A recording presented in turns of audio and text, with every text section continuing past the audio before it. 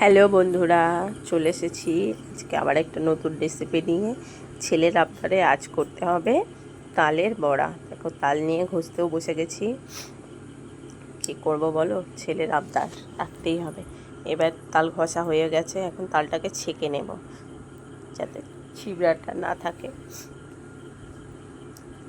তালটা ঘষে নেওয়ার জন্য একটা কাপড়ের টুকরো ছিল, সেটা নিয়ে নিয়েছিলাম। এবার মাখতে বসেছি। যেহেতু আমার মেজারমেন্ট কাপ নেই, বাটি দিয়ে বাটি মেপে মেপেই এক বাটির একটু কম চিনি নিয়েছি, সুজি, ময়দাটা একটু বেশি নিয়েছি, এক বাটির মতন ময়দা, আর চালের গুঁড়িও আনতে দিয়েছিলাম, একটুখানি চালের গুঁড়িও দিয়ে দেবো তাতে, যাতে একটু খেতে বেশ মুচমুচে হয়।